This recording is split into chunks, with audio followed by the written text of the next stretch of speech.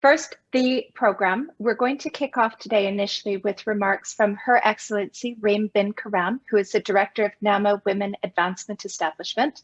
After Reem's remarks, we're going to hear about the research from UN Women NAMA Women Advancement Establishment survey from Maya Rmeity and Hiba Al Jardali from UN Women.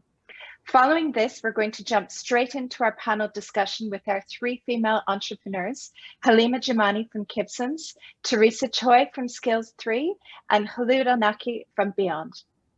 After our panel discussion, we'll take some questions from the audience. If you have any questions throughout today, please pop them into the Q&A box and we'll try to get to as many of you as possible.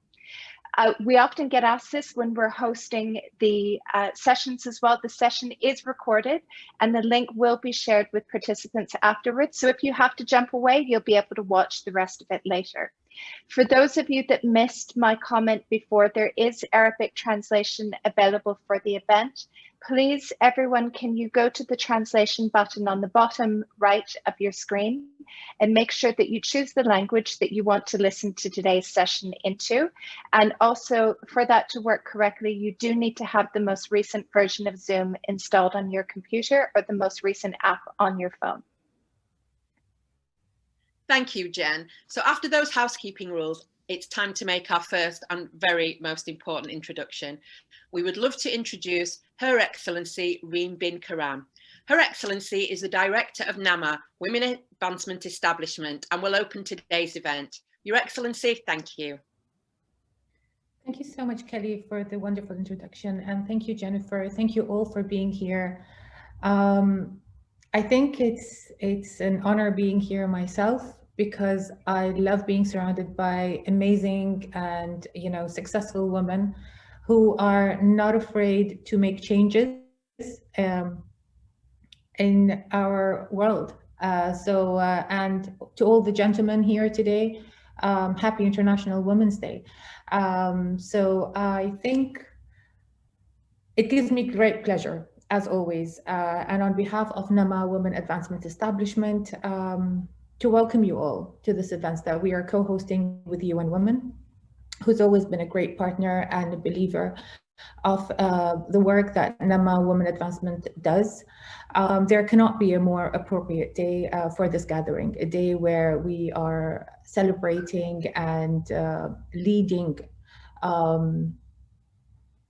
changes as we speak, and also talking about and celebrating the women who are actually contributing to these changes worldwide. On International Women's Day, I would like to reiterate that NAMA, under the guidance of Her Highness Sheikha Jawahar bint Mohammed Al Qasimi, the wife of His Highness the ruler of Sharjah and chairperson of NAMA, is committed to advancing women's participation in the economy and enabling them to become key influencers in society and economy. NAMA is achieving this through several projects, including obviously one of our greatest partnerships with UN Women in its flagship program initiative, stimulating equal opportunities for women entrepreneurs, which aims at fostering women's economic empowerment through entrepreneurship and engaging both the private and public sectors in gender-responsive procurement practices in South Africa, in the UAE, and hopefully in the wider Middle East region. Now, coming closer to home, we've conducted a few surveys, and one of them, the most important one of this time that we will be highlighting, is a survey in partnership with UN Women in the UAE, and that was to collect data about structural barriers for women-owned enterprises, and also understand the effects that COVID-19 had on their economic activity. To us, it's very important to understand the struggles of women.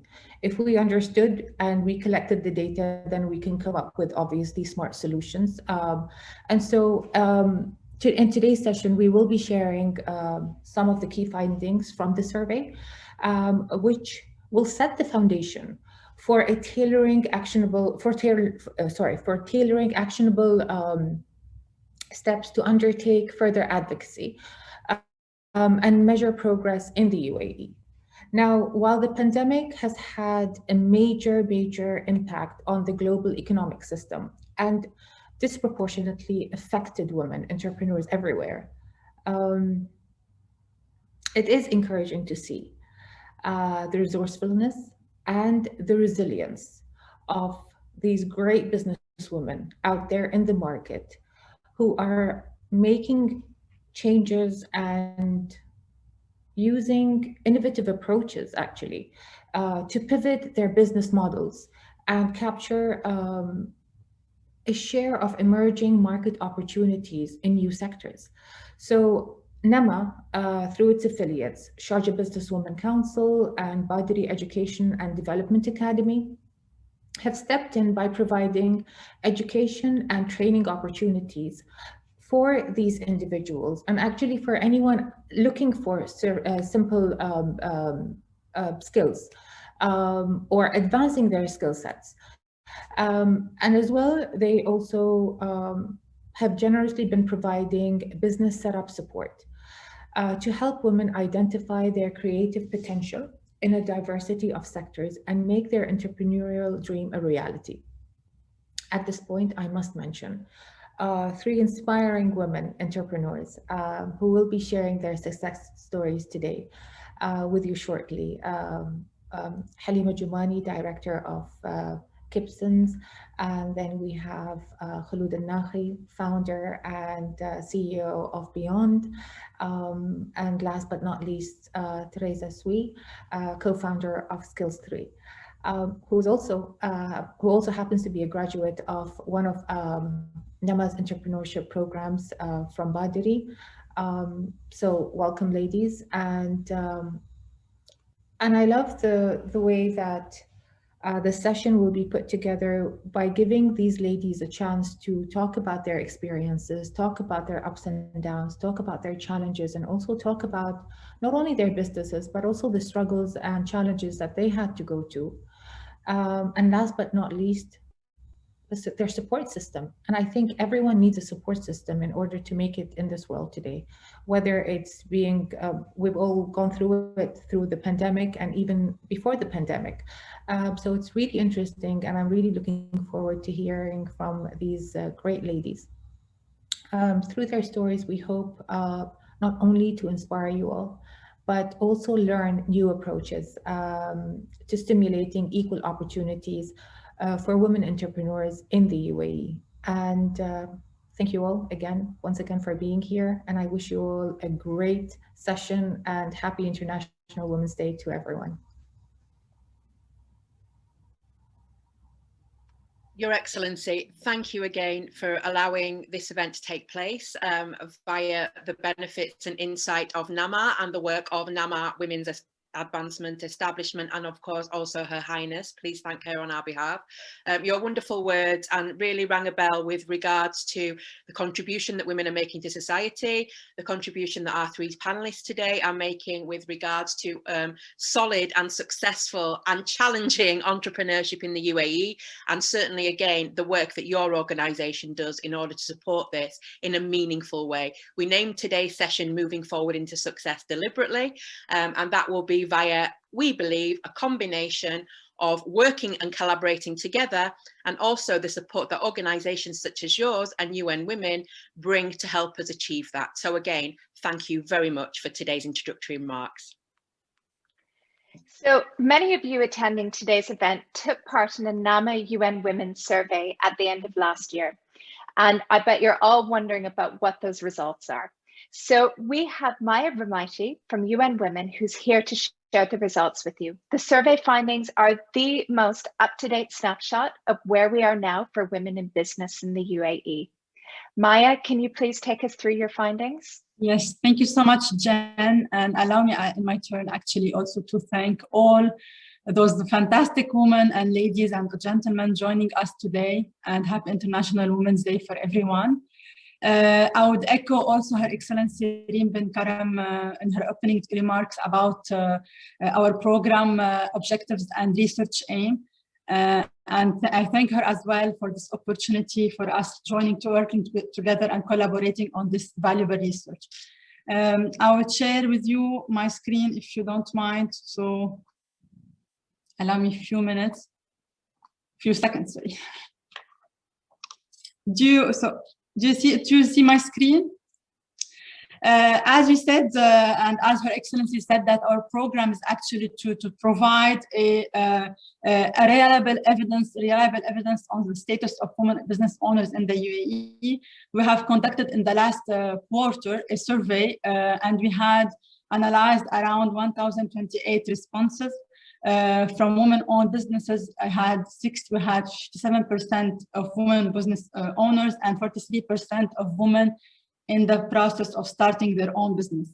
In parallel to our quantitative analysis, we had conducted 3 focused group discussions with women-owned business and potential entrepreneurs in order to discuss with them their challenges, the impact of COVID-19, as well as their business aspirations.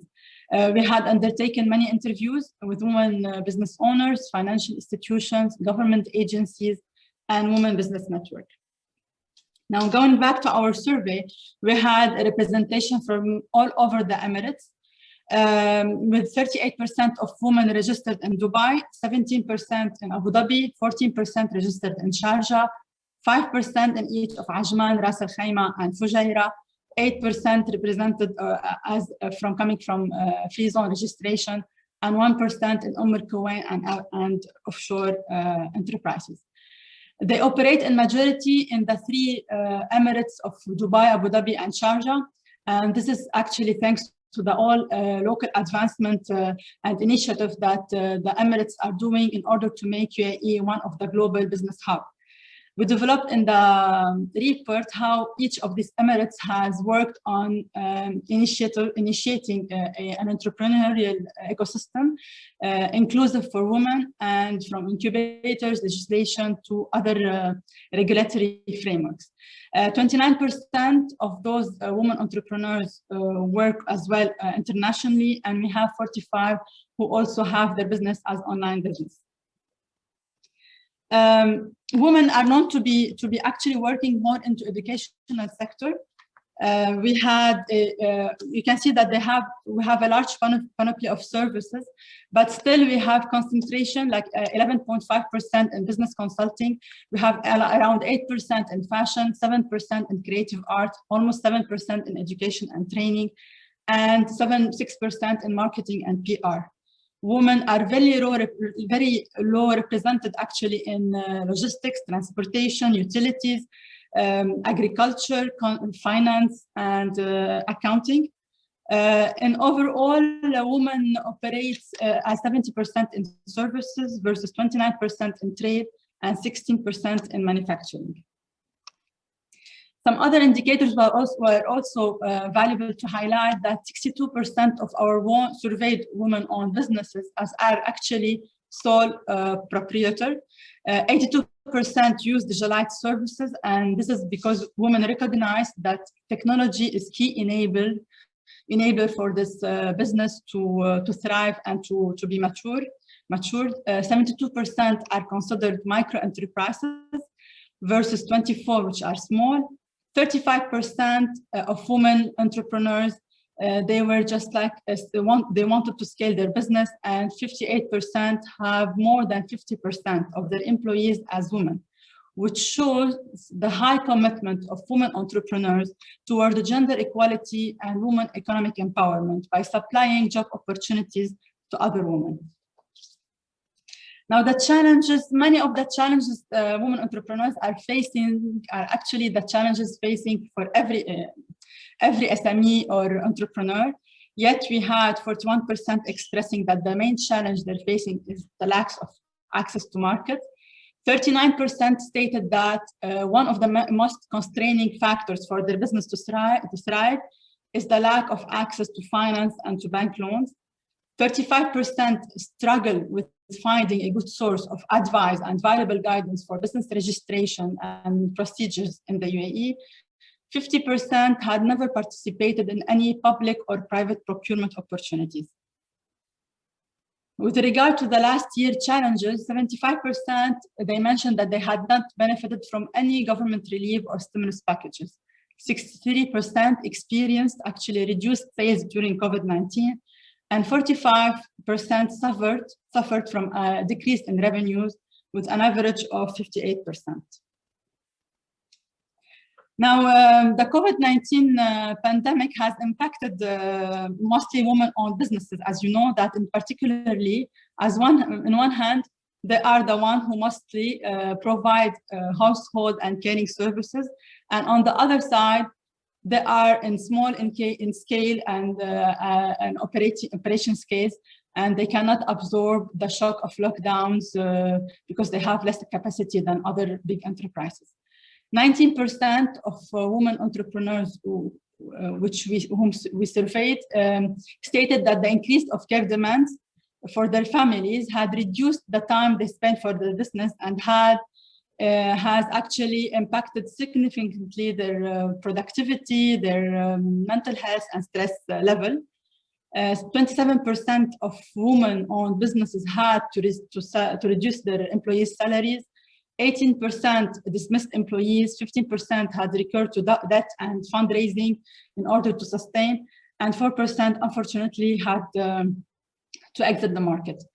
Women-owned businesses, however, they showed a lot of workplace culture inclusive for women and other employees. They provided support to employees, caring about their mental health, and tried to avoid as much as possible to dismiss their employees. 48% has seen during COVID-19 an opportunity to accelerate their shift into online business. 16% started their new electronic transaction and being online, and 18% were able to generate more sales during COVID-19 with an increase of 30% on average. Women, actually all women interviewed and surveyed, they just agreed on the importance of women association and their role to provide them not only with training and networking opportunities, but also mentoring, advisory services, practical guidance, and linkage opportunities, as well as to have other collective power to advocate for policies supporting their needs and their challenges. We had participation from many businesswomen networks members, starting from Sharjah, Dubai, and Abu Dhabi Businesswomen Council, Female Fusion. We had also Thai Dubai, Shira, Khalifa Fund, Shams, Man, Rakiz, Hub 71, and others. Now, access to finance is one of the main challenges that everyone is facing in the MENA region, and in the UAE, as in many countries in the UAE, in the region as well, the financial sectors still suffers from regulatory shortcomings, such as poor credit monitoring systems, that high collateral requirement, which makes the environment of businesses more challenging, especially to women who have less access to credit than male-led businesses.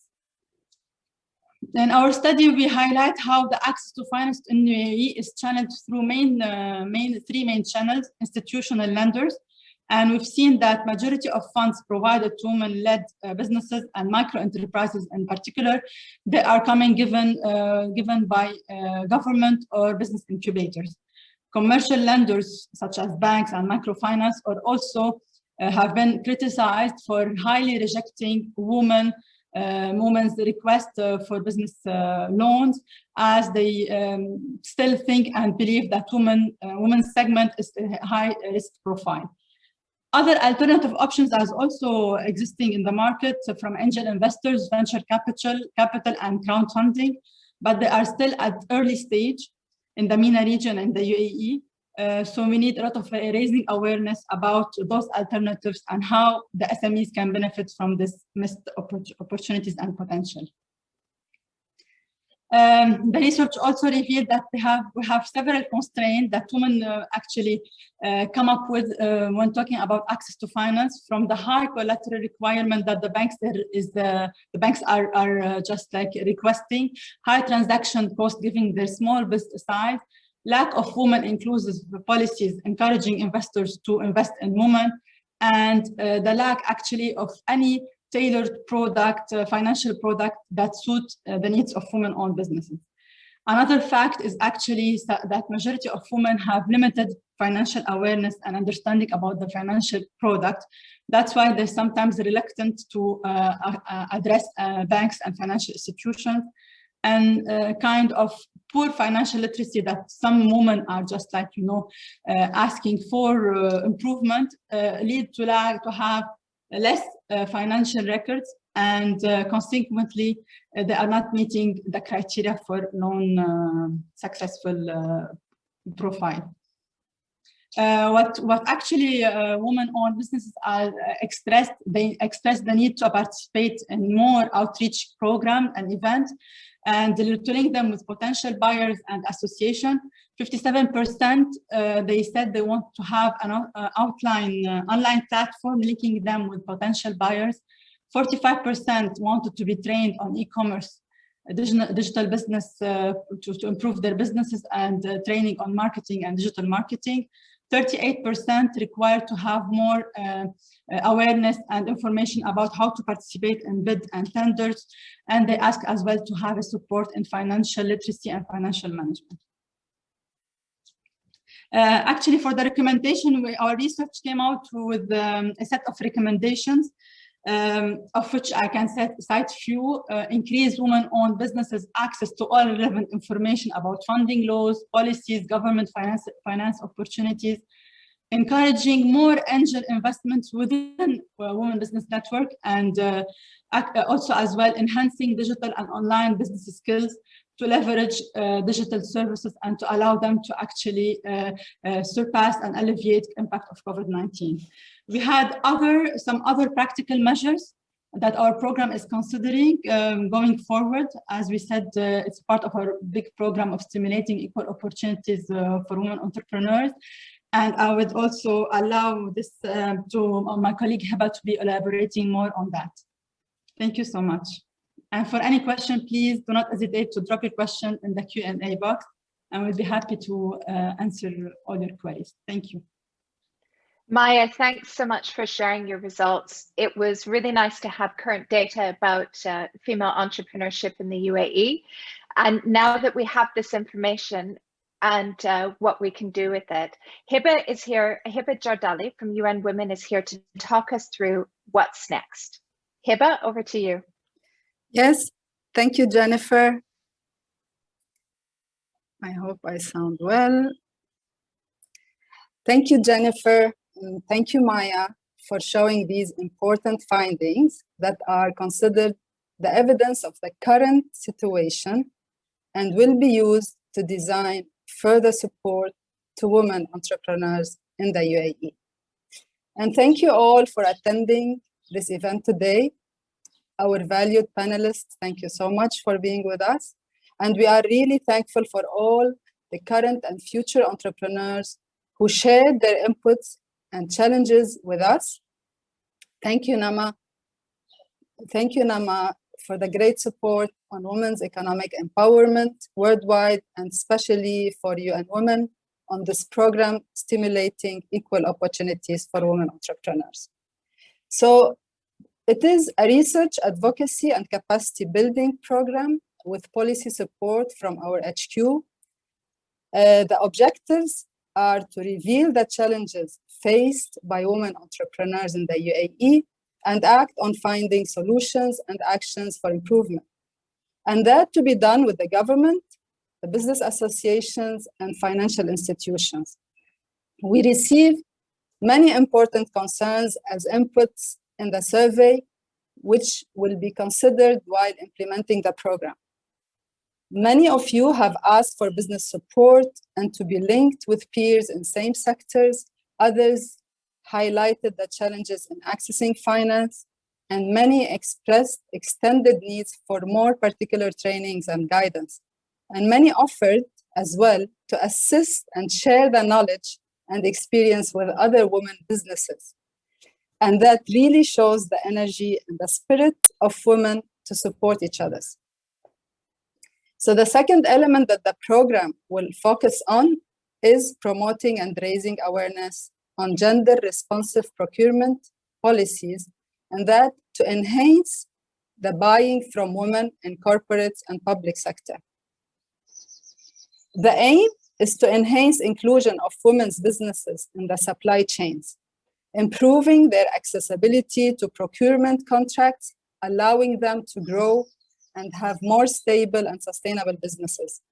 Therefore, there will be targeted trainings to learn how to apply and prepare documents for proposals and have better chances to acquire contracts. And I will add only few things, that the program will provide adapted trainings related to essential topics, including management, marketing, legal, finance, technology, and digital skills. It will also provide practical guidance on business growth and understanding on the different financing options for women businesses in the UAE. There will be support in networking opportunities, exchange of knowledge, as well as enhancing market linkages to expand opportunities. Thank you so much.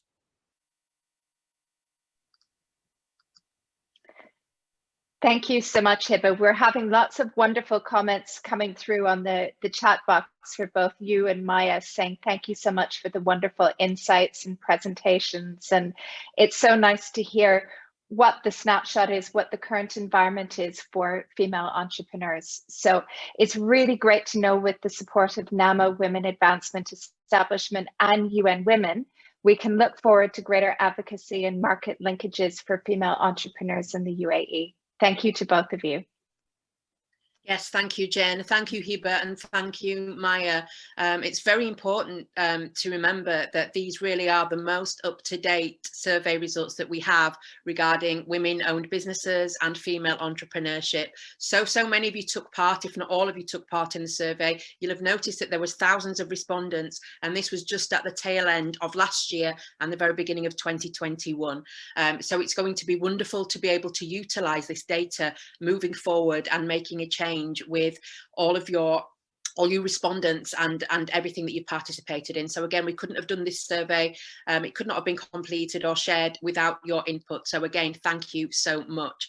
Also, a very important point that was raised in the survey results was the types of women-owned businesses and services or trades that women tended to look towards in the UAE. And you may have noticed Maya sharing that there appeared to be a lack of women-owned businesses, female entrepreneurship in, for example, the logistics sector.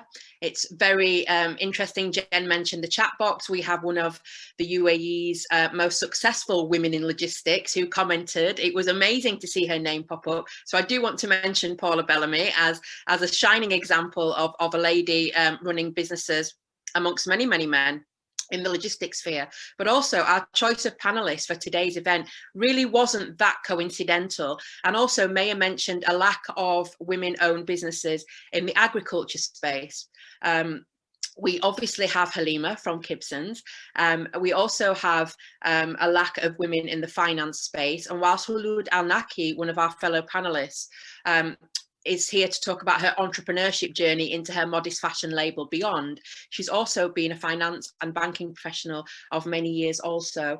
And of course, Teresa Choi, who indeed ties quite a lot of these things together with her work already with NAMA and having gone through the Baddery training program and also her success with her business. Not only that, but how it empowers other women as well. So I'm sure you'll agree, we have three very, very interesting ladies who have so much relevancy to today's topic, and I am so excited to be able to introduce them. Now, I can't introduce them any better than they can do so themselves.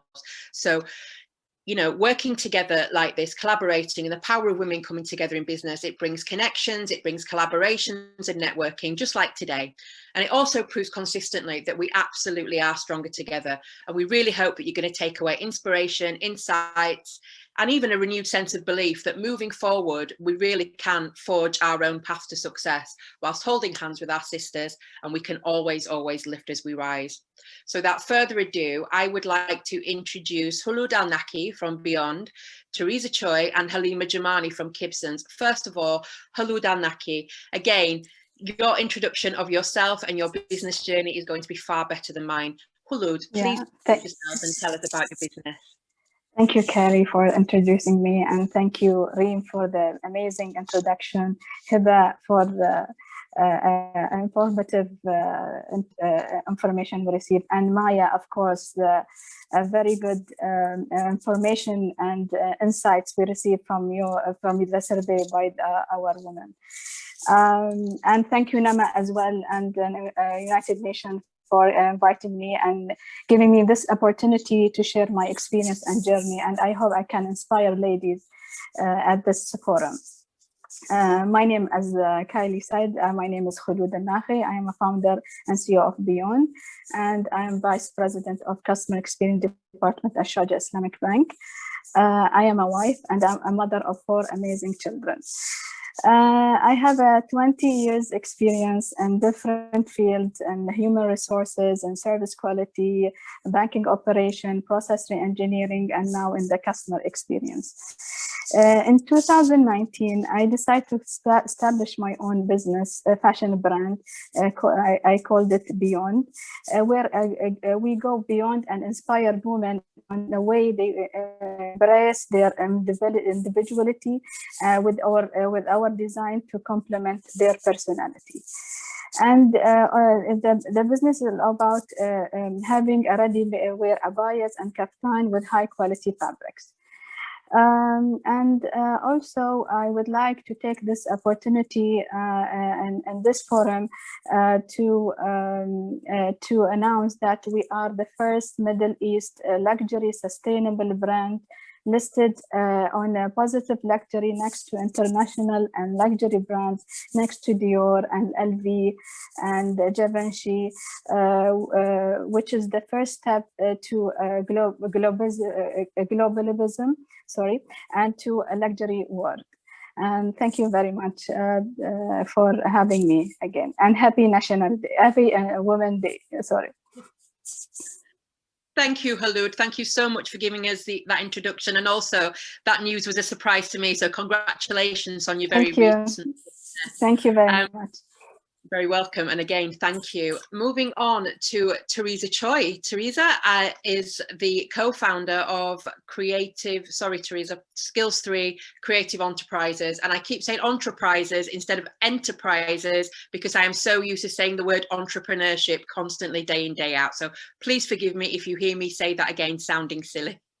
Skills 3 Creative Enterprises. Thank you. Sorry, Teresa, I do apologize. That's my explanation. So I would love, Teresa, can you please share with us, and I know there's so much to talk about, please share with us the journey and exactly where we are now with Skills 3 Creative Enterprises, exactly what it is and a little bit about your journey while saying hello.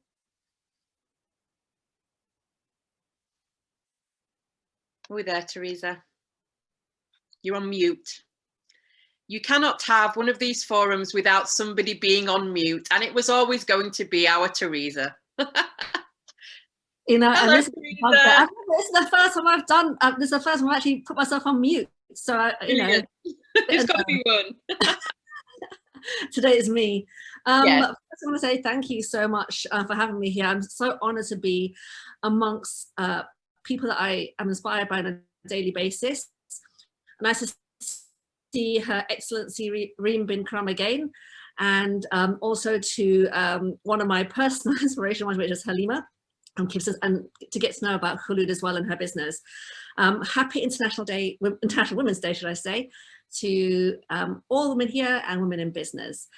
So my name is Teresa Choi, and I'm originally from London. I've been here for 15 years now. I'm a mother of 3. As Kelly mentioned, I am a co-founder at Skills 3 Creative Enterprise with Social Impact. However, in my time in Dubai, I have been involved in various creative businesses. My background is in fashion design and creativity in general. About 8 years ago, I started a sewing business, and in my time in that business, I did notice that some of my students had started their own businesses as a result of learning to sew with me.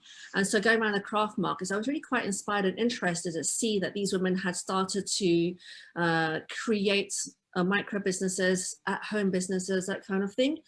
And also I noticed that when we spoke, they told me that it provided purpose for them, as well as gave them, you know, dignity and independence. So with that in mind, it got me thinking about how I could possibly make this wider, not just to people like, you know, like us who can and have the means to do so, but to women in general, especially women in need. And by chance, and an opportunity came for me to travel to Turkey to teach sewing to a group of Syrian refugees on the border of Turkey and Syria. And really it was there that started me thinking there is really a way that I can align profit and purpose and still be successful in my business, as well as creating impact on the wider community. My trip to Turkey was quickly followed up with the same type of program to Kurdistan, Iraq, to refugees and IDPs in a camp in Erbil. And it was quite a sobering experience because I saw that, you know, they're really hungry to learn, and they're like us, they want to provide for their family, they want to have some kind of purpose in their lives. And so that's how I came about to think about how I can make this a more tangible part of my work. And so I won't say I split off my business, but I kind of added another arm, and that's how Skills Tree came about. So we are a profit for purpose organization, which is passionate about creating livelihood, self-reliance, and transforming communities through sewing. We work with women in disadvantaged communities largely, with vocational educational skills. And we design and deliver sewing programs to suit those needs. And we work with organizations to do this, whether it's overseas or local. But however, it really is more than just sewing. Our sewing programs are designed to include elements such as basic English language skills, basic literacy, and also things like numeracy. The impact of this is that it provides more than just sewing. It gives them the confidence to be able to perhaps use some words in English in their everyday life. We work with mostly non-English speakers, and through the language of sewing and my very small amount of Arabic, we do get by. We partner, like I said, with like-minded organizations, and I'm really pleased to let you know that, that next week we are starting a program with the UNHCR on a 5-month creative livelihood program to teach 25 women to sew. And part of our work, and always our commitment to our beneficiary communities, is that we work to connect them with the market, whether it be through retail partnerships, being considered as an alternative supply chain, or at craft markets. This is our commitment to our beneficiaries. And I really have to thank Nama for this, because as Reem mentioned, I am a graduate of the Bad Research Entrepreneurs Program. I attended the program with a big plan, and it helped me to really walk through it all. And here I am today talking about my journey. Thank you. Well, thank you so much, Teresa. You know how much a fan I am of grassroots difference, and I think your business is such an amazing example of true economic empowerment, because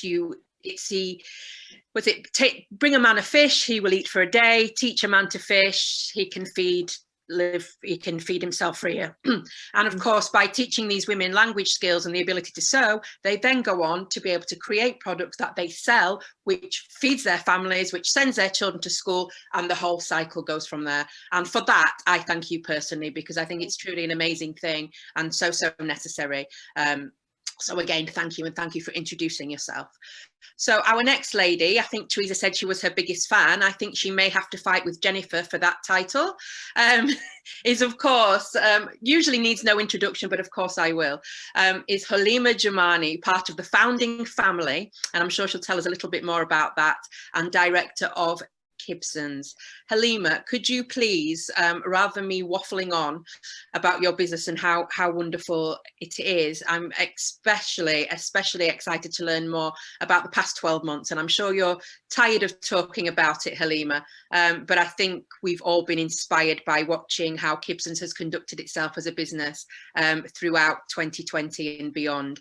So please, Halima, welcome, thank you for joining us today, and tell us a little bit about Kibsons, yourself, and the journey. Thank you. That was such a fantastic introduction. I feel so humbled and so honored to be part of this forum that, you know, takes a moment to reflect and shed light on this topic of whether women are capable leaders or not, and then what can we do to make them better. So I'm just literally humbled to put my 2 cents in, and yes, also humbled and privileged to be a part of that difficult pandemic time last year, which was where it was not just about the agricultural industry stepping in to control the prices of food and the uncertainty in the economy during, you know, especially the lockdown period, but also from a logistics perspective, given the fact that we do over about 5,000 deliveries a day, that's quite an operational logistic challenge. And to be able to spearhead those two dynamics and be asked to almost triple our size of business in a span of what I predicted was 3 weeks, but we ended up, you know, achieving same-day delivery within 6 weeks of that dramatic, unprecedented lockdown period, you know, set me at another level. Not to mention that this is extremely male-dominated industry. So if any one of you have walked into the fruits and vegetable market, it's a very few women to spot out there. But to be fair to how it all started and to give a proper introduction, I'd like to go back about 40 years when Kibsons was actually locally born in the UAE. So we are a classic family-owned business. And I think my journey of equal opportunity started about 20 years ago when I was given an equal say on the leadership table with respect to both finance and operations, which was a huge thing. I mean, you have to go back in time 20 years ago when, you know, this conversation was not at the level at which it is today. So, you know, it was a huge responsibility for me to make sure that when I represent that educated section of the Indian Pakistani female society, that I take my job very seriously, because it's going to set path, you know, our actions are going to set path for the next generation to follow. So coming back to the family business, we are a classic family business in the sense that we are genuinely passionate about what we do. We understand agriculture, we enjoy food, we understand food. You know, relationships matter to us. So we have traveled and built relationships with farms all over the world over 2 decades, which is very difficult to clock if you are, you know, if anybody wants to enter as a true competitor of Kibsons. And more importantly, I think as a family business, when we put our heart and soul into what we do, our responsibility in how we conduct things is at completely another level in terms of how, first of all, we deal or we respect our employees and we look after our family inside Kibsons, our relationships with our suppliers, and then our customers. And I think about 4 years ago, we took this to a whole new level where, you know, we said to ourselves one day, that given the fact that we are the direct importer and distributor of fresh produce in the country, you can imagine that we are the first point of contact when it comes to both quality and prices of fresh produce. Now, the point was to be able to extend that not just to my own kids at home and my extended family or my small network of friends, but to extend that value and embrace the entire UAE community as a wider family. And literally from those Excel spreadsheets, Kibsons e-commerce was born. It was a point of purpose where all we wanted to do is use everything we had, you know, the 20 years of expertise, relationship, affordable prices, value, into the homes of families that, that were looking for it. And 4 years fast forward, pandemic pushed us to another level and said, well, you know, if you're really authentic about your purpose and promise, how are you going to make this happen? And you know what? Over the years, our culture of family within our employees at Kibsons proved it, because I didn't have to ask anyone to work 3 months non-stop. They did it because it was, it was an extended family that we were serving. So I mean, I think I learned a lot, and I was humbled a lot by the love and passion at home. I call Kibsons my home because I nearly slept here for 3 months, non-stop. And I've learned something about the power of passion, responsibility, and authenticity, that it can move things. And you know, businesses that come from more than a core profit-making purpose are those that have roots that go deep into the ground. Privileged to have led it as a female, because I think there was a different level of compassion and empathy. I don't know if I feel like if it was almost like I was a mom figure here in this leadership segments, and you know, and I'm glad to say that the employee team has been raised well to deeply have empathy, whether it's a level of a picker picking a basket, or whether it's a driver delivering a thing. And sometimes when we get those customer care feedback where people say, you know what, your team is genuinely empathic, I think, oh, well, I've raised my employees well now. So yeah, so it's that level of family business that you see when you get a delivery from Kibsons. That's what I do. In a big nutshell. Thank you so much, Halima. Thank you so much. Some really, really brilliant points there regarding, I think, motivating staff and empathy. I was reading my own research yesterday. I didn't write for the Harvard Business Review, but the research came from the Harvard Business Review, which was actually that the world, I mean, we know this as women, but the world needs more empathetic leaders. And actually, do you know that women by nature are actually not more empathetic than men? But with societal norms on how we're raised and expected to fulfill that nurturing, motherly, sisterly role, we kind of just become more, and then that comes through in our leadership. But I think regardless of male or female, the world definitely needs more empathy in its leadership now. So I commend you for that, and keeping the staff happy. I'm not sure about 3 months working and sleeping at Kibsons, but we'll gloss over that. But yeah, thank you for sharing that insight into the staff motivation and leadership, because I think that's a really important piece. Thanks to all three of you for introducing yourselves so well. I know now we're going to move into some Q&As and the panel discussion. So I think Jen is going to kick us off with the first question, ladies. Well, I just wanted to first say as well, thank you so much to all of you who are listening for all of your questions. We do see your questions, and some of them will be answered by the team from UN Women, and then we'll answer some of the other ones as part of the panel at the end as well. So do keep them coming. Please put them in Q&A, because it's easier for us to kind of keep track of them in the Q&A and be able to get back to you with those answers as well. So our wonderful panel, one of the first questions we wanted to ask was, we wanted to go back and look at the pandemic and the impact that it's had, not only on your business, but also on you personally. What changes did you have to make to your business as a result of the pandemic, and also you personally too? Halima, could you maybe kick it off for us?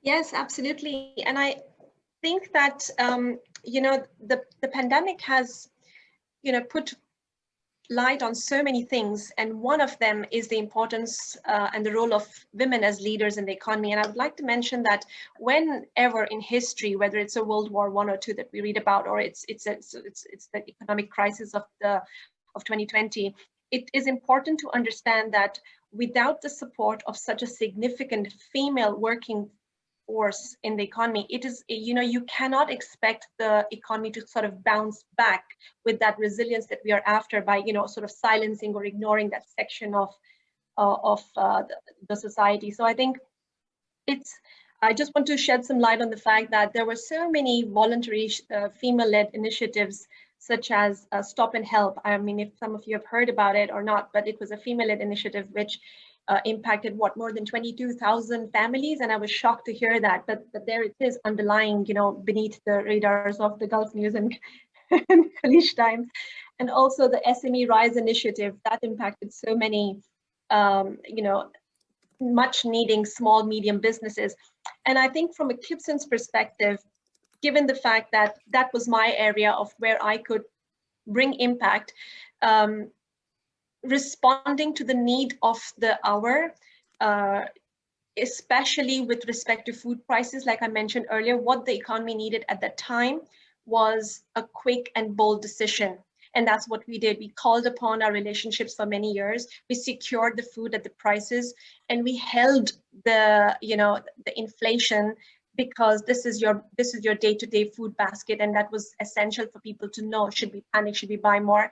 And moreover, to bring that delivery into their homes was a matter of, it was not a business that we were running anymore. It had gone beyond that. And it is important for businesses to include that bigger purpose in whatever they choose to do, because at the end of the day, that's what we are all here for, to sort of bring together all our skills, expertise, relationship networks, our capacity, the whole responsibility that we can, that stems from our position to add value to society. And if it is authentic, I would say that it made us think about going a little bit beyond just the humans and think about the home that these humans live in. And I'm talking about sustainability, right? Because if you're deeply empathetic and you care for the human health, happiness, mental well-being, then we also need to start thinking about the planet that we all live in. So I think that the pandemic has woken up a lot of important points, not that they didn't exist before, not that we didn't talk about them before, but it's just, put that priorities right. Your family is important. We all came out thinking, wow, we need to spend time with our family. Yeah, we might kill each other, having all those Zoom calls within the same roof. And I'm sure marriages had a difficult time. I was no different. I mean, Jamal and I run the business together, so you cannot imagine, we had to run the business and the family, and that dynamic was something I felt very much. But you have to go through these things to sort of earn the word resilience. You can't have resilience without going through these difficult moments and challenging yourself to surface stronger. So I think family became important, gratitude was important, and we all need that. I think if we look at the 3 or 4 top things that everyone should do, to drive success in their lives, gratitude is number 1. So gratitude did come out, health has come out. I really, really hope that people are taking health seriously, given the fact that the COVID deaths are affecting those with obesity and diabetes and all that. It's a reminder for us to think about our health. Well-being, mental well-being, the 14 days of quarantine has put mental well-being right up there. We need to talk about this. We need to support our people, our friends, with not just food, but also that healthy conversation that can kickstart our minds. And then I think, again, sustainability in our day-to-day lives. I mean, this is not, we'll probably talk about it later, but it's not supposed to be a fashion statement. It's something that we need to embrace as our way of life, if we are truly authentic about it. So yeah, for me, pandemic was hard, but when I look back, I'm grateful for what we got out of it.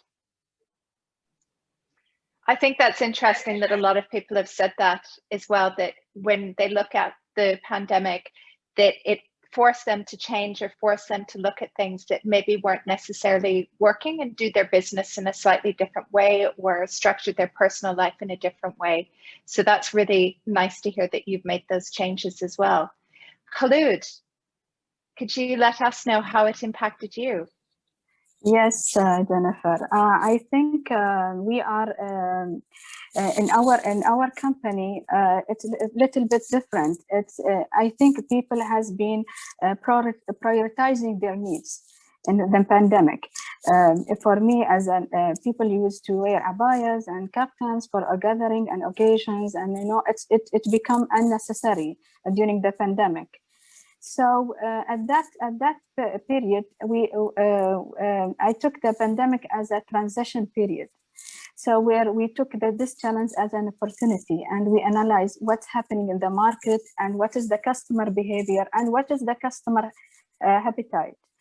So we changed our brand strategy to cope with the current situation or the current economy and what customer is looking for, what type of outfit and clothing they are looking for. So we create a new complete strategy to cope with the new, let's say, upcoming norm, to satisfy the customer needs, and we can sell our product to our customers. So thanks so much, Khulood. Teresa. I think like most people, just not those who are in business, on a personal level and professionally, nothing can prepare you for such a change on a global scale. And I think Skills 3 is no different in being affected.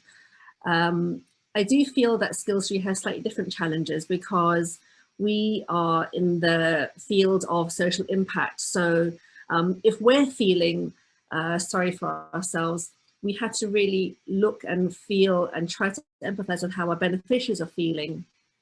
So this was a really big challenge for us. 2020 at the beginning, it started off really promising. There were some really exciting projects on horizon, such as Expo 2020 to look forward to, which our project was involved in. And as a small business, this is a massive win. But however, literally in days that changed. And I'm not embarrassed to say that I spent about 2 weeks under the duvet. I was feeling quite sorry for myself. And my business partner and I wondered how we were going to turn this around. But we did, I think after that time of that period of kind of, you know, mulling things over, there is only one way forward, is to climb out of that hole. You know, otherwise you just can't carry on making a difference. And this is where, and I know I've spoken about being a part of the Badri program before, but this is where that training really, really helped. It forced us to step back a little bit, look at the situation without like a deep sense of emotion, the sadness, the you know, feeling sorry for ourselves, and really think about how we can rescue this. And that was a pivoting moment. And thanks to Zoom being available, you know, not long after that, our work is best done in person. Our teaching and everything else is best done when we're showing and telling. So that was a big challenge as well, because we're working with beneficiary community who have lack of access to technology. So that is one thing that we were really worried about. But thankfully, they do have access to things like smartphones. So how we did it was, we moved everything over to Zoom, and that really was the beginning of our transformation period. I always believe that these kind of situations, these challenges can be turned into a learning tool. And my gosh, it really was for us. So with the help of a translator, we started off on Zoom. We deployed all the sewing machines down to our ladies who sew, and they were delivered to their houses. They had a sewing machine and all the kit and equipment needed for 3 months, because we don't know how long this is going to go on for, 3 months worth of workshop lessons. And within that as well, there were some provisions that they could use for personal development, and also thinking forward into retail partnerships, how they can turn their skill into something which brings them revenue. So that's how we started. And we also created a private YouTube channel for them, so we can upload dual language tutorials that we created ourselves in a step-by-step level that they can understand, using the methods that they have learned with us, and support on a WhatsApp group, which is really great because that's something that's really quick and easy. You can send down voice notes and pictures. So that's how we kind of tackled that part. But that's one part of it all. If you're just teaching, the success of it all, and why we feel that we had learned a lot through this whole pandemic, was that we managed to start 2 projects completely in lockdown in 2020 without even leaving our house, which we're totally proud about. I just want to run you through both of them. One of them is topic of probably discussion for the year: mask, face coverings. At the very beginning, we came across 7 women who were isolated together, who were out of work or furloughed, but however, 2 were struggling seamstresses. So we deployed the machines to them and some fabric, and we did some training on Zoom to make these face coverings. And that was probably around about April last year. And so we're not really 1 whole year on, but 6,000 masks later. I want to also mention that it's not just about making masks for them to earn a livelihood. We actually partnered up through a pet rescue community here who were facing mounting bills. As you know, we have a very, very dedicated pet community here. And so with the fees mounting up, we came up with this mechanism of a dual purpose. So the women who sew get paid for sewing, and therefore they can continue paying their rent, sending money home to their families, and just surviving. And the differential for that was given to the CAT community. And so 6,000 masks later, we are still making, and the proceeds have helped provide vet treatments for over 120 cats, some just a traditional trap neuter release, and some of them quite serious. And the other one we're really proud of, we didn't even meet this lady in person and only conducted this all on Zoom, was to use our sewing ladies to be a small-time production facility for this online ethical store here in Dubai. So those are the two projects that we are really proud of that we managed in lockdown. That's wonderful. Thanks, Teresa. And it's so great as well to hear the power of the NAMA and battery programs as well, and how that's made such a big impact as well to your business and all the work that you're doing with the local community. So thank you. What we're going to do is we're going to move on. We've got a couple of individual questions that are linked to the survey that we would like to ask panelists. And then we're going to have a few questions where we'd like to get panelists' input as well.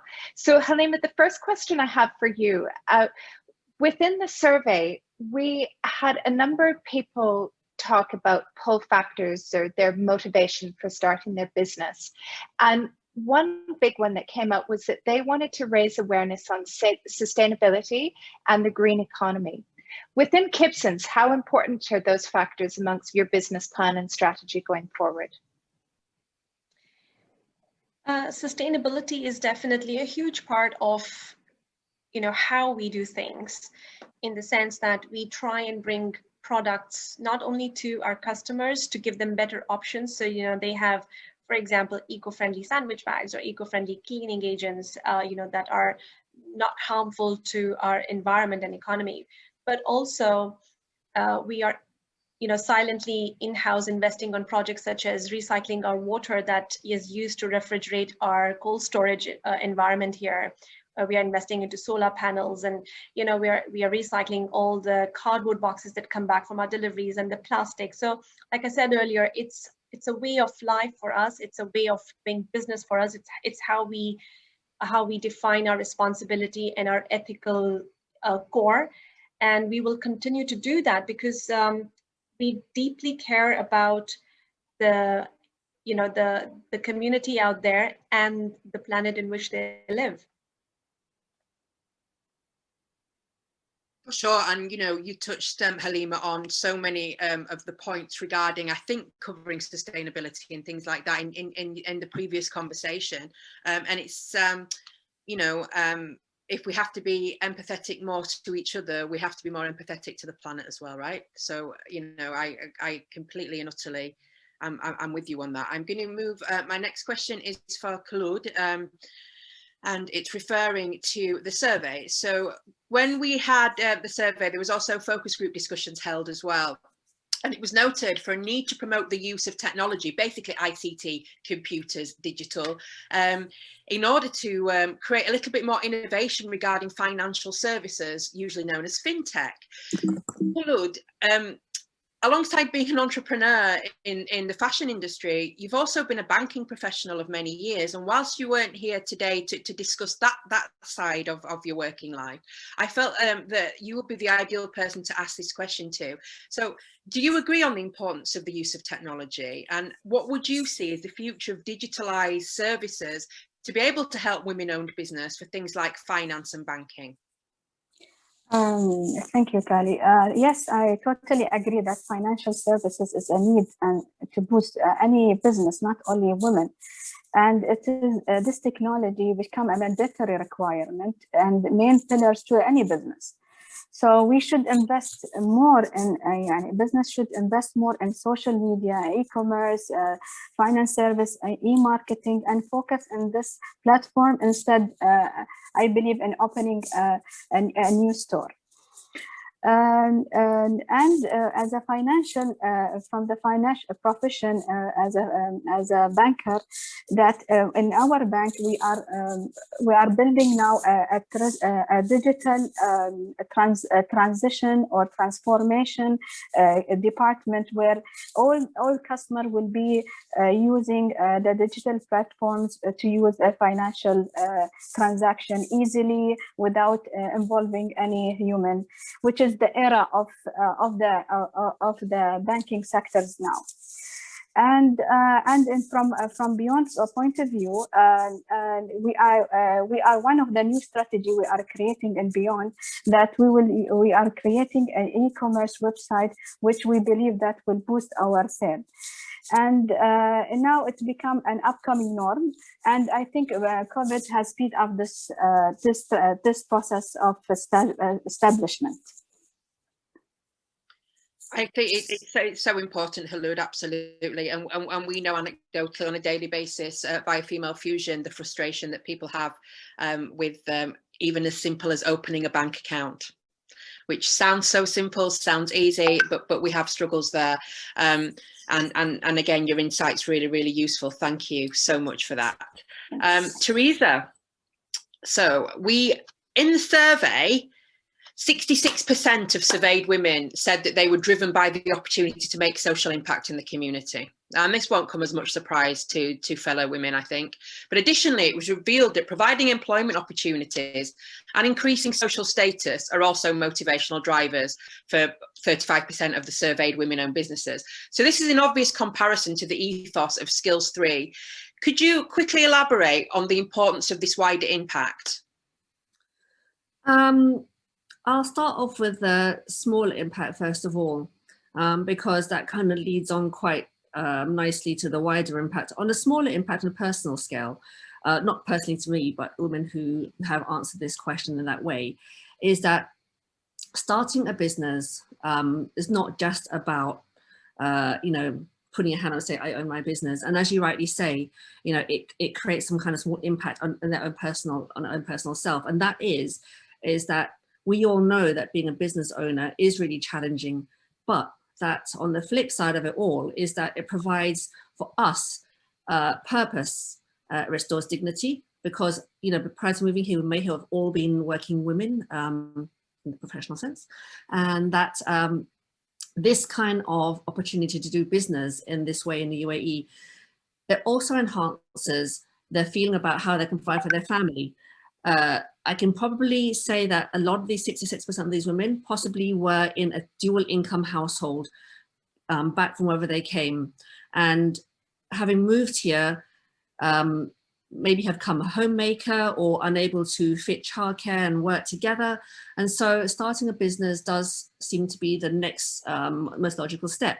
So in that sense, they still feel they're contributing to their home, but on a wider scale, they're also contributing to the economy by buying supplies, so frequenting areas or businesses of women. And I do find that female-owned businesses do like to support other female-owned businesses, and that's really heartening. So on a wider scale, they're not just starting their own business and supporting themselves, they're also supporting other entrepreneurs in that chain as well. But on a wider scale too, they're connecting and growing their network, their support system, they're looking at collaborations and partnerships, all these kind of small things which can actually make a wider impact on how they also cope with being, personal, like a small-time businesswoman as well as growing their business. So I think in that case, in the UAE, there's plenty of room for that. No, 100%, Teresa. And I think when we say improving social status in the survey, I do want to elaborate. I don't mean getting a better handbag. I'm talking about social or a nicer car. We're talking about the ability to contribute economically and improve the basics when it comes to spacing, housing and food and things like that. Yeah. Yes, thanks again. Thanks so much for your inputs there, ladies. I think Jennifer has the next question.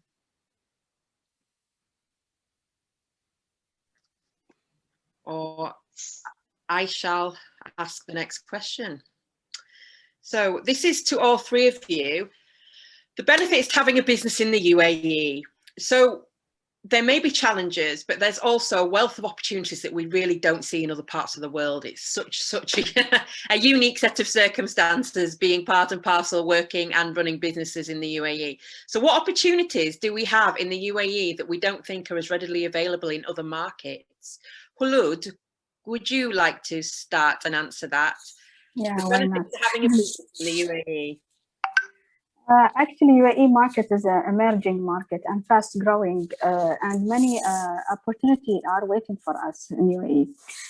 At UAE, we are exposed to over 200 nationality internationally, and 200 nationality, and we have, it will make our business to expand very easy internationally. From my side, I am an Emirati woman. I got a great support from my government, and they are encouraging women to own their businesses and hold their hands. And when they see your vision and the result you are trying to achieve, they definitely will support you with the fund, with every requirement or your needs you are looking for. And we have such, for example, Khalifa funds and Sheikh Mohammed bin Rashid funds. They are here to support women, local women, and any other women as well. 100%. I think having an insight also from an Emirati lady into these opportunities is really interesting as well. Halima, is there opportunities that you have had, obviously being raised and growing the business for so many years as a family concern in the UAE, that you don't think you would have had in other markets? Yes, absolutely. Given the fact that I was born and raised in the UAE, I mean, I highly support this this fact. And look at if you search up the percentage of female workforce in this country, it tells a story. And I really hope that it inspires the rest of the GCC to sort of come on board, because it is critical, for women to be such an important part of the workforce. And, if you go back in time, given the fact that the percentage of Emiratis was about 10-15, no more than 10-15%, even back in the days when my parents came here as entrepreneurs. So this country, especially Dubai as a city, has always promoted trade and entrepreneurship, right? That's how all these businesses were set up on either side of what we now see the creek, the Dera and the Dubai back then. So this place values entrepreneurship, supports entrepreneurship, regardless of gender. That's my experience. And education, the focus on education, the focus on making things easier for people to run their businesses. And every now and then, even during the pandemic, we saw the government intervene to see how they could make life easy for us as business people and entrepreneurs. So especially for women, I mean, the fact that we can balance our work and home by having that extra help in the economy, which is such a huge part of how we live here and why women come to this part of the world. It's a huge testament. In fact, somebody at another panel that I was in very recently said that there is probably no other country in the GCC that you can set up a business within 7 days and get your residence visa issued within 24 hours. So the speed with which they execute the processes here, regardless of how, some people have different experiences, but on a whole, we have to appreciate that the government is working hard to make life easy for us as entrepreneurs. Yes, Halima, I think so. And I think you're absolutely right about appreciating the difference. There's a comment in the chat. And again, anecdotally, we talk about this all day, every day within Female Fusion. A lady's asking, will people agree the licensing fees are too high and act as a barrier to female entrepreneurship? So on one hand, it can absolutely be a barrier. On the other hand, in Dubai, we had the introduction of the DDE trader license, which I know that thousands, if not tens of thousands of women were therefore able to take advantage of being a legally licensed business, able to trade at a cost of 1,100 dirhams when the next opportunity would have been more like 10 or 15 or 20. So whilst some people aren't eligible for that license, the fact that it actually exists was truly, truly a gift a gift to particularly women in business, because these are the kind of lifestyle businesses that people are setting up majoritively, as we saw in the survey results. No, it doesn't help those who are trying to trade, who are trying to import and export in others. But I do think we have to agree that was an absolute gift to the community and female entrepreneurs in particular. So again, a little bit of the rough with the smooth, and obviously there's always moving forward to be able to go. And Teresa, you there's another comment in the box actually regarding opportunities in the UAE, and it's from a fellow expat, because on our panel obviously that's what you are. So we have Halima raised in the UAE, we have Khulood as our Emirati national, and of course you're an expat, although over a long time, 15 years.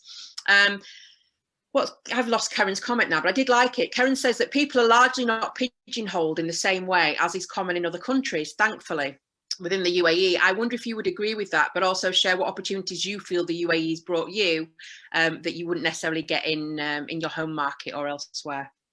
Oh, for sure. I think a lot of the points about the UAE being a multicultural place was very well covered by Khulood and by Halima. So I'm not going to go over that part again, but I'll address the comment about people not largely being pigeonholed. And this is true.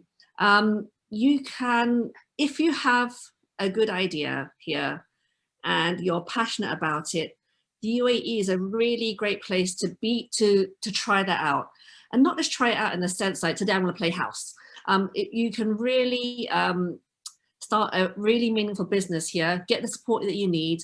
The licensing options, yes, they are tricky, but they're there for a reason. They're there to also, because if it wasn't there, you just start up a business today, another one tomorrow, without really any kind of due diligence or thinking about it. So in that sense, yes. I mean, like I said, my background is in fashion, but if I happen to like something else, there's plenty of opportunities here to take part in training courses, join networks which are relevant to my interest. I mean, there's some really great networks out there, you know, and Kelly and Jen, you are household names for many female entrepreneurs with the Female Fusion Network. So places like that where you can test your idea, you can ask people, what do you think? I'm really thinking about this, and how to go about doing it.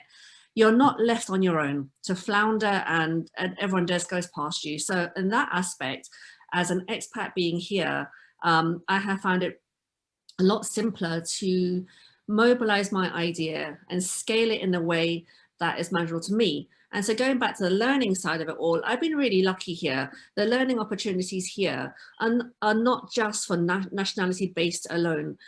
And I'm speaking as someone from the UK. So a lot of our national based programs, which are funded by whether it's organizations, NGOs, governments, you have to have the right passport. You have to tick a certain age group. You have to have had this X amount of experience. So all those things, you really can't, you know, get past those. But here, you know, if you have a business idea, there will be a program that can help you out. And I'm going to say it again, you know, I graduated from NAMA, and this program was open to women regardless of your nationality background. And this is something which is really amazing, to receive world-class, you know, mentorship. I don't know. I can say it's many words. The opportunities are absolutely huge, and we really, you know, touch on networks and opportunities, because it's really interesting. We think that everybody knows about the networks that we know about, and then I am reading every comment in this chat, and there's, you know, there was up to 200 of you watching live on this webinar, and so many of you are telling me, where can I find out about this? What network? Where specifically? And you realize that so many people don't know about the networks and the opportunities that the rest of us do. I am passing over to Jen for our next question. I think we've touched on some points already, but Jen has something specific she wanted to ask. Yeah, I want to talk about procurement, because this is something that gets brought up a lot with female entrepreneurs, and it was something that came out as well within the survey, is access to contracts and work within the UAE. And I know a number of you have asked questions about this in the Q&A box. So within the UAE, procurement spent, government and corporate, to women-owned businesses ranges between 1% to 4%. So I would like to hear specifically from Halima, from you about what you think can be done to increase equality for women-owned businesses in the UAE, both from your perspective, but also from a policy perspective as well. Are we talking about support in the sense of subsidizing or, supporting government business? I mean, like, I didn't understand the question. Just sure. So from a procurement point of view, I think one of the challenges is that female-owned businesses are not getting access to contracts. So they're not getting access to contracts from the government. They're not getting access to contracts from larger organizations. And there's a number of reasons for that. And we have heard within the Q&A box as well that people have made comments about that. And it was brought up in the survey as well. So I don't know from a Kibsons perspective, because I want to hear what you have to say, and then I might add something to that as well. Right. So within the agricultural scene, I haven't personally experienced any such bias at all, in the sense that we, the local farms that we deal with over here, our procurement is really not based on women or men-owned businesses. It's about the product and the value and the prices and the meritocracy of, how the operations are run rather than who is running it. More importantly, given the fact that agriculture is limited in the UAE, our procurement relies on external foreign imports. And what we've seen overseas, whether we deal with within the GCC or even, even in Africa or otherwise, the farms are now moving towards more female-run farms. So I think within our industry and our import-based procurement, we really haven't seen any bias as such. I think it's becoming more female prone, to be honest, rather than classic male dominated. But within the government here, I think in general, what I would say is that it is a matter of time, and merit and value will pull. I mean, if you have to make a choice between a contractor, are we really going to ignore women just because it's a bias, or the work and the quality will win in the end? So I think it's a matter of time that their merit will surface and they will be selected purely based on their delivery. I think one of the things that we hear from people within Female Fusion as well is that there are certain barriers for procurements. For example, that a business needs to be a certain size, so they need to be VAT registered before they can bid for a tender with the government, or maybe the tender process takes so long that they don't actually have the number of people within their business to actually fill in all the forms and navigate the systems to apply for the procurement. So I think sometimes there are a few other things, and I know that was one thing that the survey was looking at as well, and we hear that from women. But one thing I wanted to ask you a follow-up on that. One thing I noticed from Kibsons is that Kibsons tends to source a lot of local products as well, and a lot of not only food products, but other products like maybe soaps or mosquito spray. And a lot of those are actually run by female entrepreneurs. So is there anything that maybe Kibsons is doing locally to support female entrepreneurs? Yes, absolutely. And it's not about male or female entrepreneurs. I mean, I think that, my personal experience over the past 20 years has not been gender specific, but merit related. So meritocracy has to win. And, we don't want to, give women, I say, a selection just because they are women. So, everything has to be earned rightfully. Yes, I do understand, and I do agree that it can be argued that it's harder for women generally, regardless of their intelligence. So what I'm trying to say is that sometimes there's a bit about, yes, women are intelligent enough to sort of, raise kids or run the chores, but when it comes to the leadership table, that's where that intelligence is not enough, right? However, I think that is changing, because if you have a local entrepreneurship or a local product that is superior in quality and price, are we going to ignore it because it's female run? clearly the answer is no. And at the same time, are we going to choose a product and price just even though it's not up to the mark with quality, just because it's female run? So either ways, I think our selection has to be sensible and responsible. And wherever possible, what we have done during the pandemic is to, seek to those local businesses for whom making an entrance in the retail segment was very hard. I mean, it is no secret that as a new business or a new product, for you to enter into a retail space of a supermarket or hypermarket is an uphill task with all those requirements of listing fees and marketing fees and product registration fees. So I think at Kibsons, what we did is we don't have those entrance fees. If your product is good enough, if it is local, if it is healthy, if it is what our customers are looking for, we brought you on board, and I think we were privileged to have had that opportunity to do so. We had a platform where we could make a match between our customers and a fantastic value product, if that makes sense. That's great. And thank you for supporting so many entrepreneurs in general, but also female-owned businesses, because I know we see that a lot, that within Female Fusion, the ladies do post saying they're so excited that their product is with Kibsons, so that's really nice that we have that local community support to help them grow as well. They've earned it, Jennifer. Yeah. No, they really do earn it, Halima. And obviously we've seen the Spinneys accelerator, I want to call it that, but the Spinneys scheme recently as well, which has also benefited quite a lot of smaller and micro businesses. So these initiatives from everybody across the board, we need to see more of those. And it's so important. And it's a great education for the micro businesses to learn these procedures too. And you say they've earned it. They certainly have. They have the great product. They need, the education of this is how it works as well is really useful, even if the products don't quite make it to the shelves. That experience in itself. And a lady called Kelly Andrews has been asking some questions in the Q&A, and a lot of Kelly's questions are a bit like, but how can I get to that? How can I, so anything educational such as this for anybody, whatever the outcome is so important. What I wanted to ask next, and I'm going to ask Khulood first, is about changes that need to happen either from a government or an industry perspective to make it easier for more women-owned businesses to succeed in the UAE. And I'm actually going to put it down to one thing.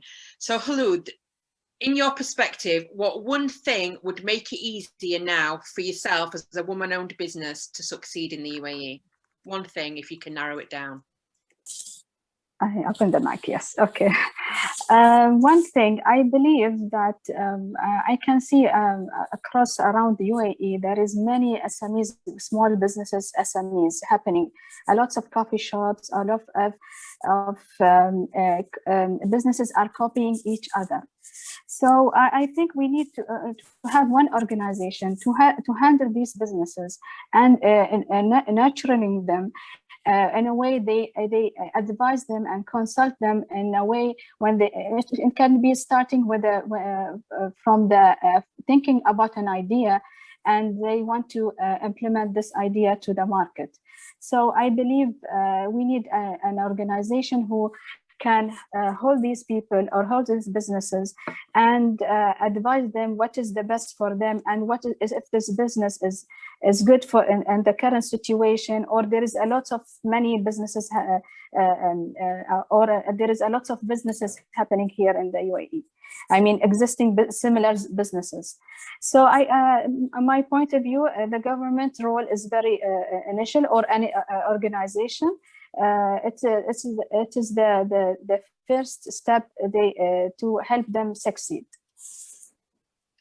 100%, and I agree with all of your points there. And in the chat, Paul has mentioned the thing is support with credit collection and things like this. So I think there's a microcosm of bits everywhere that could possibly pull together, and it's never the more obvious things. It's these things that don't get talked about on a wider scale, that women who are building businesses, who are in there every day in, day out, whether they're a micro business solopreneur, whether you have 3 or 4 retail shops, or there are so many women who are running jobs. A lot of Emirati ladies as well, Khulood, right?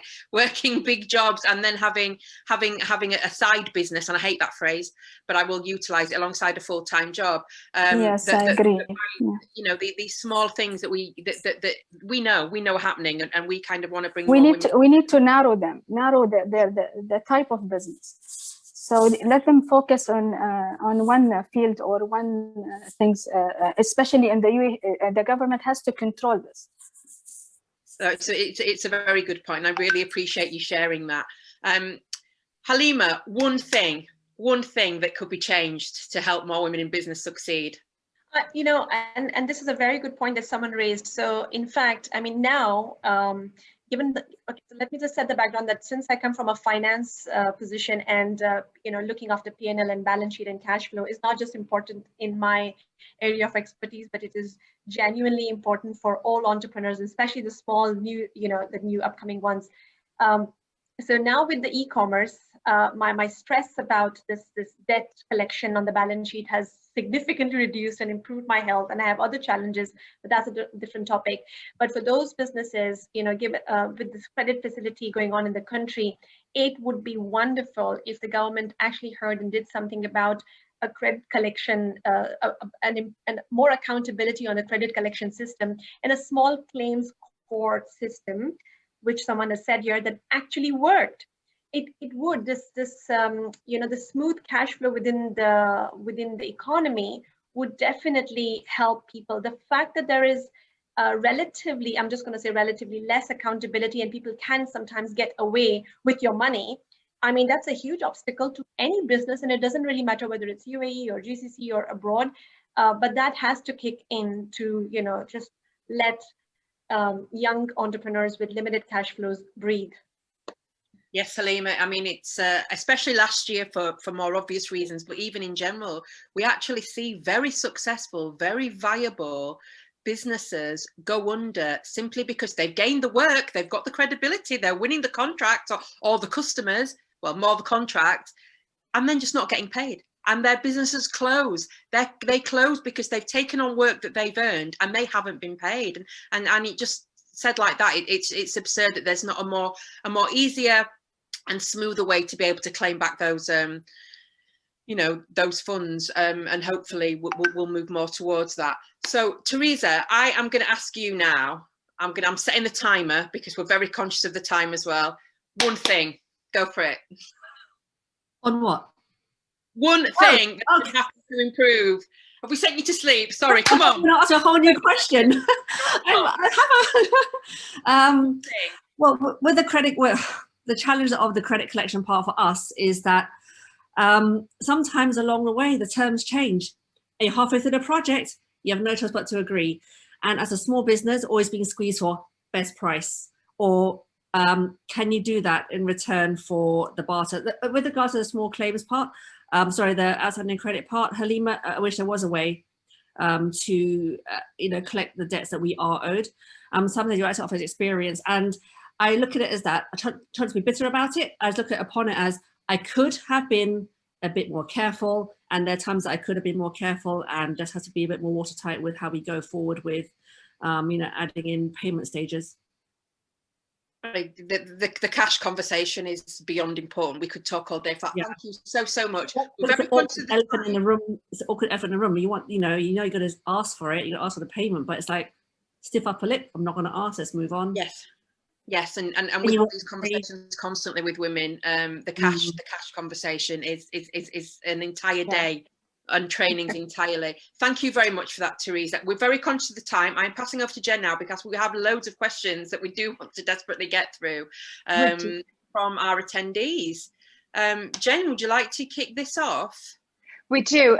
One of the ones that's come up quite a few times by participants and messages that we've received is they would really like to hear from our three panelists their recommendations on a piece of advice that they would give them just starting out in their entrepreneurial journey. We have a number of women who are listening in today who are just starting businesses, or their businesses are fairly new, and they would like to know what one piece of advice you would give them. How about if we start with Khulood? Yes, of course. Actually, from my point of view, being patient to the business is a critical one. So when you are starting a business, you should be patient and be committed 100%. Many businesses started 1 year and they close the second year. So business need patience, and they should never give up on their dreams. I love that. We never give up. Absolutely. Thank you so much, Khulood. Teresa? I would say that if your passion project or business idea keeps you up at night and you know you can add value to your life, the community, and to your family, and the numbers stack up, run your ideas through, it sounds really official here, a lean canvas, because that will help you to think it rather than go, I'm going to shoot for the stars and only end up in the street. For us, that's been a massive thing. And for that, you take 3 minimum viable products that you know you can execute next week and then grow it from there. Important not to scale too quickly or to not be able to catch up with what your plans are. Absolutely. It's better to take a couple and do them really well rather than have 10 different products and not be able to focus really on them. MVP, minimum viable product. All the way. Absolutely. Halima? So the 3 things are, passion is a given, but with passion, it is important to balance and have a good core. A business model should have what I call the core competitive advantage. There should be a real sustainable reason for you to invest that much time and energy into it. So that has to be strongly evaluated before you purely go based on passion and a good idea. Because I have seen in my time a lot of amazing ideas with no clarity on how to execute it sometimes, and it doesn't really work well. So it's got to be practical. And you can't be someone completely practical with a good idea, and just as a money-making, device. It has to have your passion and soul into it, because at some point, it will need that passion to sort of pivot itself, or navigate a curveball or something. So it's got to have that balance. So that's the first thing. Second, from a Kibsons perspective and from what I've seen in my life, relationships.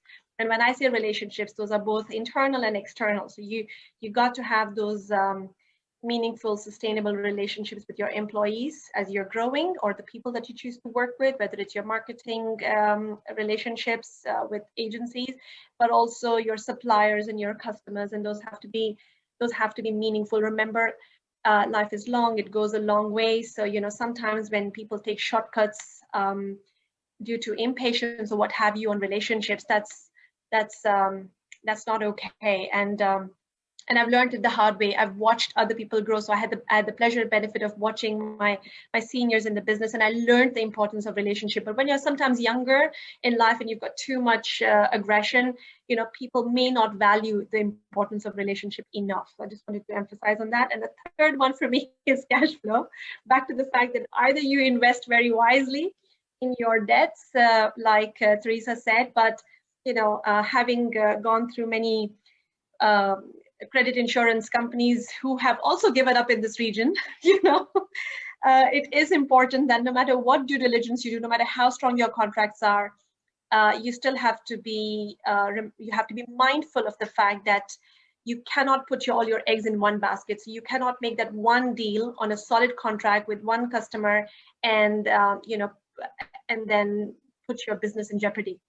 So those kind of things, to be mindful with your debt is very important if you want to live longer than a few months. Very important. Jen, we've actually got some Hiba and Maya fans in the chat box. That's terrify Hiba.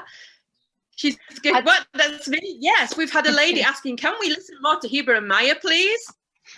Seriously, and Hiba will be going, no, it's not her favorite thing. And Hiba is the lady who has pulled all of this together and done an amazing job. But she will tell you that the public speaking is not her favorite thing to do. But yes, Hiba and Maya, we have had requests, and I know that Maya wanted to talk about procurement a little bit, to just fill us in on something there. Am I right?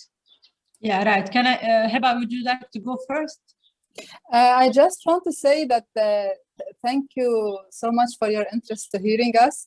I suppose we will have definitely many future sessions that we will be talking more than the panel, but now we're keeping the space for the panel to share their insights and their experience, so that they inspire you in your business. Later sessions will be more specific on different issues, so definitely we will be talking later. So we will keep you updated. Thank you. Exactly. And also, we had a lot of comments about procurement, and I would like to tell you that we said in our program journey, we're just starting now, so it's not that we're presenting only our research finding, but as you've seen, that we have two main pillars for our research program and our program as well, of stimulating equal opportunities for all women entrepreneurs in the UAE, which are access to finance, and we had focused on access to finance in this report specifically, and we will be tackling more about the procurement, gender responsive procurement, and how is the market on the policies, how to submit tenders. So this is another research that we're tackling soon and working on that. So for all those inquiries about procurement, please bear with us. We're just trying to understand the market, and in order to advise accordingly what are the best strategies for women entrepreneurs to negotiate and bid for public and private tenders,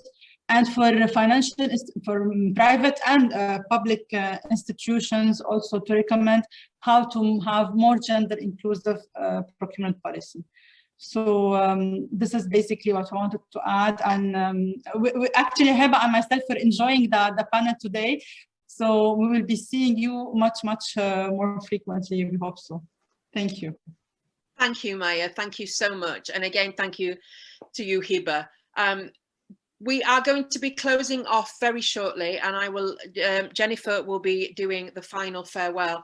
We haven't got through everything. We've cut a lot of our questions short. Can you believe it? And it's now 2:20 UAE time. So we do not want to keep your valuable time any longer.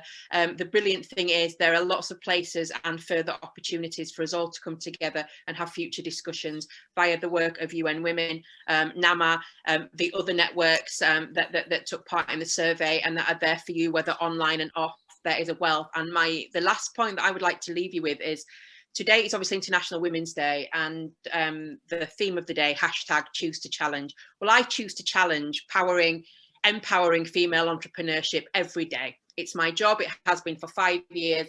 It's 7 days a week, and it is my passion and my power to bring you all together for opportunities such as this. And also generation equality, which is the United Nations theme for this year's International Women's Day. And I just urge you all to remember that there is no real loneliness in running your own business in the UAE. You may not realize it at this time, but you will see from today, and when you go out looking for it, that there is an absolute sisterhood there to hold your hand. The senior ladies will, lift as they rise. And there is a ladder. There's a ladder, and we go up and we lift our sisters and we rise. We lift as we rise. We lift as we rise, and we continue to do that. And there is a network out there for you. There is an accountability partner for you. There is another sister to hold hands with out there for every single one of you. So please never ever feel that you're on this journey alone.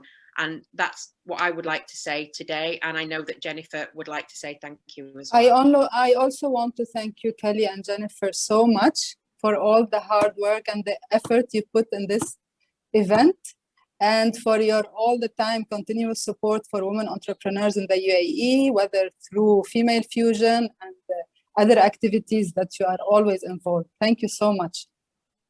Thank you, Hiba. So that leaves it to me to close everything down. And first of all, I would like to thank so much Her Excellency Reem bin Karam for all of her contributions for this. It's been wonderful. Also to Maya and Hiba from UN Women, thank you so much for your support of female entrepreneurs. And to our wonderful panel today as well, Khulood Nakhi from Beyond, Haliam Jumani from Kibsons, and Teresa Choi from Skills 3. I love today. I love getting together, talking about entrepreneurship, networking and meeting other inspiring female entrepreneurs. And it's so nice to see the current state of female entrepreneurship in the UAE. And it really, really gives us a roadmap for the future. And I'm so proud to live here and to own businesses here and to be an entrepreneur here. We have such a vibrant and supportive community with lots of opportunities. And what's wonderful is we have these research findings, and with these new initiatives, we'll be able to move forward together and to know that we're never alone. We are truly stronger together. And with that, we thank you for joining today. And from Kelly and I, we'll see you soon. Thanks, everyone. Thank you. Thank you.